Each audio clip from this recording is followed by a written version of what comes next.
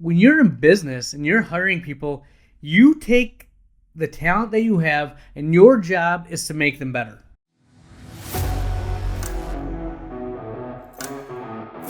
All right, my friends, the Ultimate OD podcast, very fun episode for you. I kind of share some of my past and let you know why I love being a business owner. I share what I believe you need to be successful as a private practice owner. This is the Ultimate OD podcast. Here we go.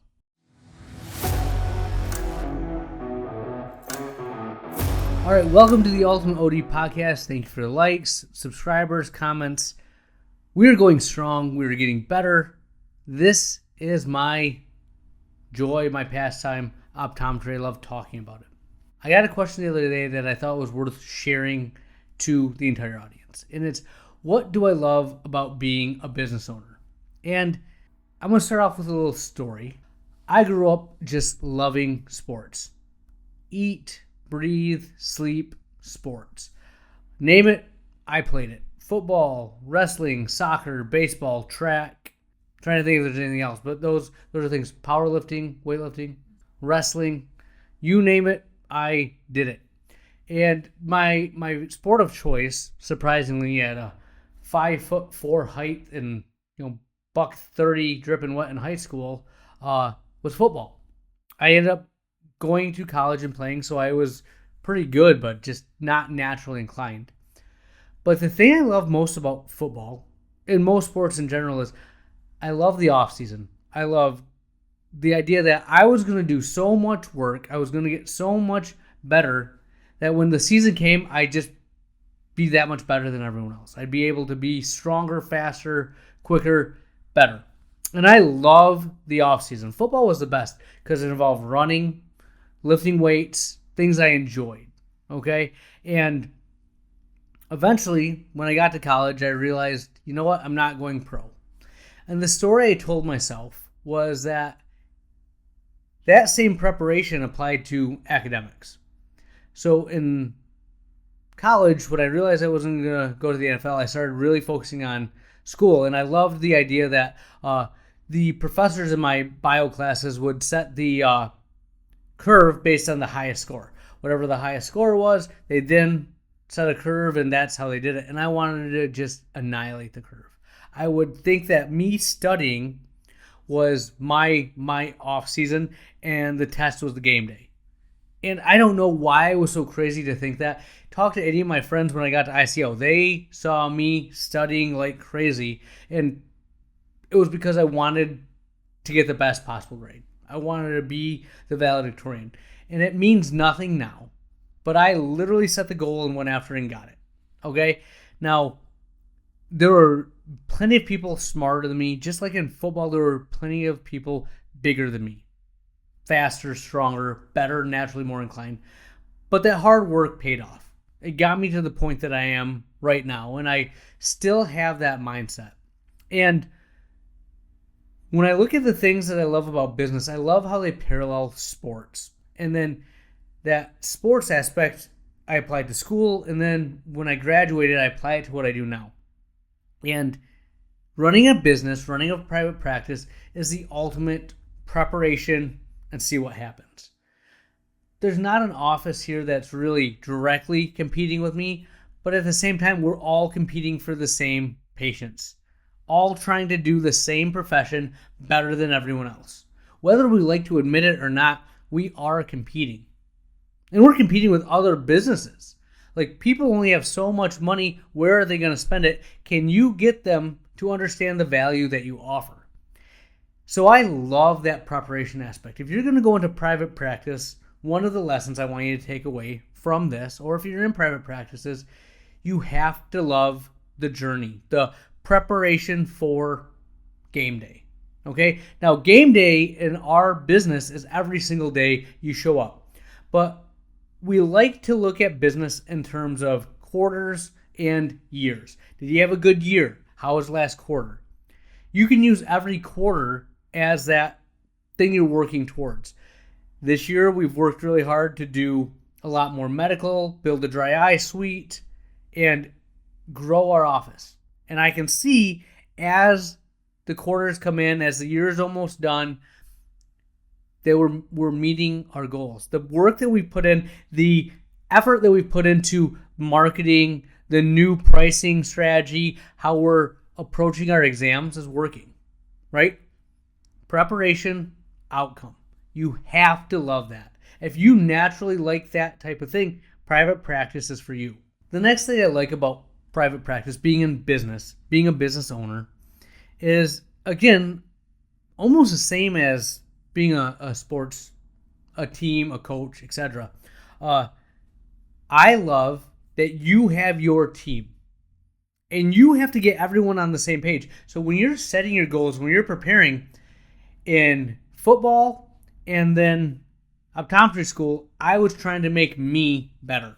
I wanted to be the best Nick Lilly I could be for my sport, for academia, and then I got into my business, right?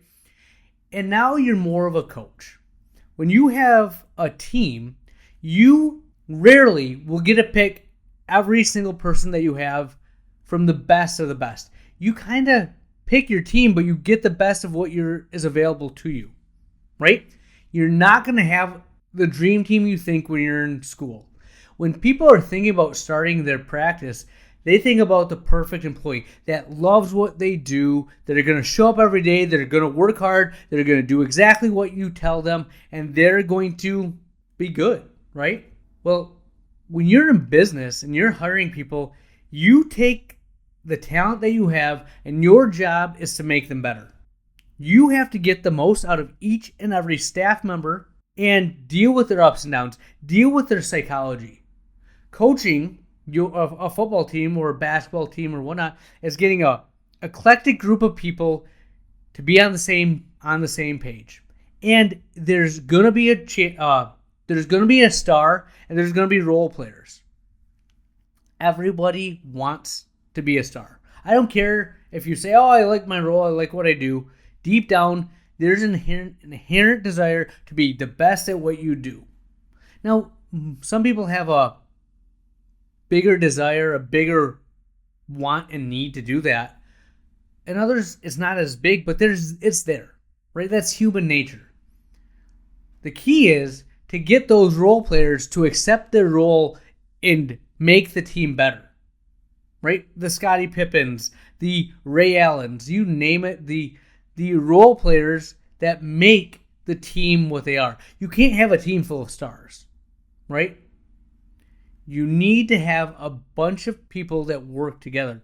And when you get your staff, you got to evaluate where they are, what they can do, and put them in the best positions to succeed. A lot of times when you're running a practice, you're not instituting your best practices. You're instituting the best practices for the team you have available. You're making their strengths what you do. Okay, occasionally you get rid of someone here or there because they don't meet the minimum standard of what you've set. They don't believe in what you're doing, but you have to cater to your team. I jokingly look at my staff sometimes and I'm like, this is my dream team. This is my dream team. And, it's funny said in jest because, they're taking vacation or they forget something that's obvious, right? We all have our moments. But in all reality, you look at the staff you have, and sometimes they don't show up on time. Sometimes their car doesn't start. Sometimes they are bad with their money, and they need an advance in their paycheck, or X, Y, or Z, or a personal issue is drawing them away from them doing their job. They have a fight with their boyfriend or girlfriend, and they have to go and figure that out right now. Right? Would you ever do that as a doctor? If you're good, no, you do what you do. You let that home life take care of itself, and you'll deal with that when you're outside the exam room, etc., right? But that's not how everyone operates. You are where you are because of the discipline that you have. A lot of your staff is either younger, they haven't went through that yet, or they just don't have that discipline. They still have to be the ones that make your dream a reality. You have to be able to motivate and coach them, and I actually love that aspect. I look forward to it. I'm constantly thinking about how I can make my team better, how I can get them to do the things I need them to do. How do I get them to row in the right direction? And that's your culture, and that's something that I'm very good at in my mind. I was talking to my wife today when we were going for a walk, and I was like, that's what my managers, that's what my leaders that I'm trying to put in place lack. They don't naturally have that. Now, again, I think you can develop it. It can get to a certain point, but leaders naturally are leaders. And that's always going to be a thing that I'm looking for a hire that can have that ability without me being there, right? It's the next level of coaching is stepping up to the front office, being a general manager, and letting the coach the team, right? Right now, I'm a general manager, owner, and still coaching the team. Again, I'll develop that and get to the next level, but that is really fun for me. And that's where good offices get the most out of their people. They know how to motivate them, know when to have the carrot and when to have the stick, right? Those are things that give me juice, give me energy, and I think that's essential to running a practice because you're not going to get the best of the best. You're going to get what you get, and then you have to make them the best. That's a talent, all right? So those are the two big things that I think I've really enjoyed. It has set me apart as a private practice owner. The third thing that I think is necessary, and I really do love this about business, is having your own philosophies, having your own offense or defense, and learning from the best. So this is one that I'm putting third because I think it's allowed me to grow the most, but it's the thing that's taken me the longest to understand. When you look at any good coaching staff, whether it's college or pros, what do they routinely do? They have other people come in and they show them exactly what they do. This sounds crazy to me at times, but now I have a podcast. I'm literally sharing everything I do, my thought process, who I am, what I do with you. Now, why do they do that?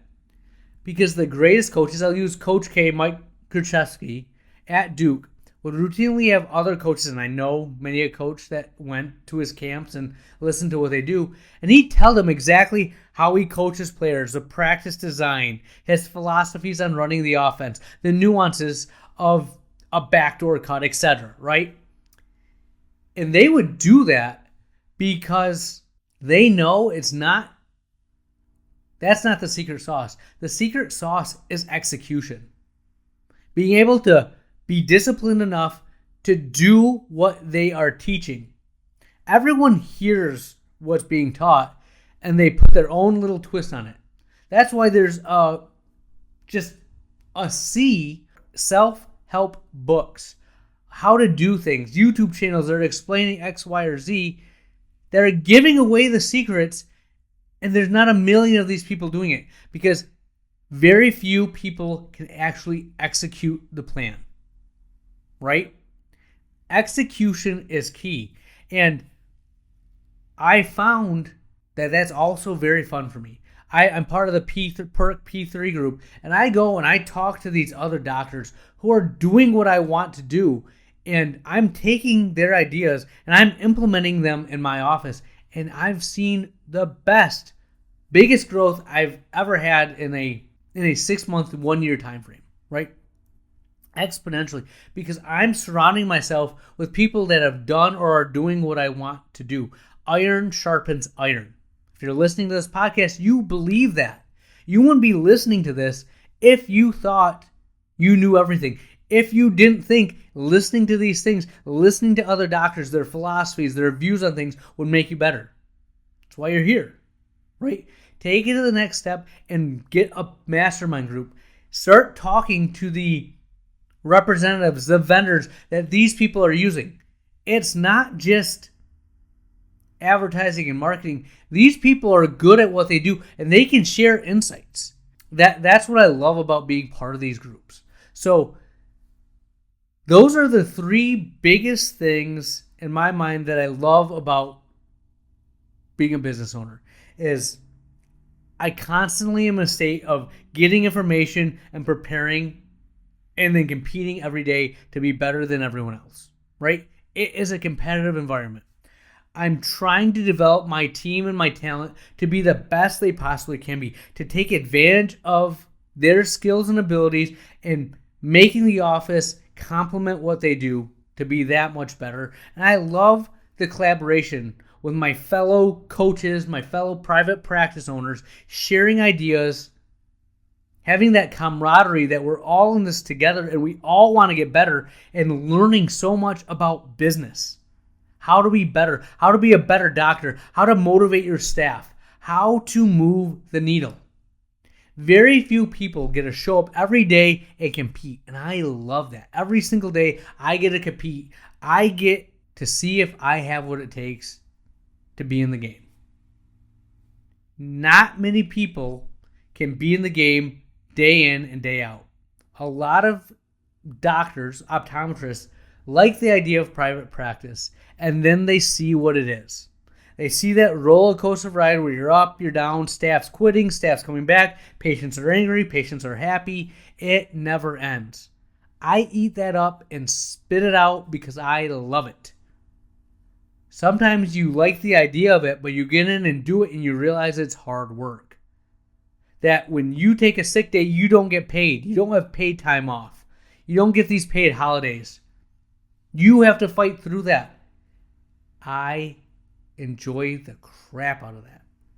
These are the things that I love about business. These are why I have this podcast. This is what I want you to tell me. What do you love about being a business owner? What is your secret sauce? What gives you juice and energy? That's what I have for you. We'll have more for you next week. Where has the time gone? We are to the closing thought of the episode, and I'll leave you with this quote from Shane Parrish. In the short term, you are as good as your intensity. In the long term, you are only as good as your consistency. That right there, my friends, is what I was talking about in regards to running a business, running a private practice. A lot of people can come out guns a-blazing, full of energy, ready to go, and then rubber hits the road, life happens, you get hit in the face a few times, and you want to quit. But the successful, the people that show up every day and just get 1% better, that keep grinding away, putting in the work, are the ones that are doing the things we all want to do. That's awesome. Be consistent. Keep working hard. It's okay to be intense. It's okay to have energy, but it's what you do over the long term. Go far. Be successful. That's what I have for you. Dr. Lily out.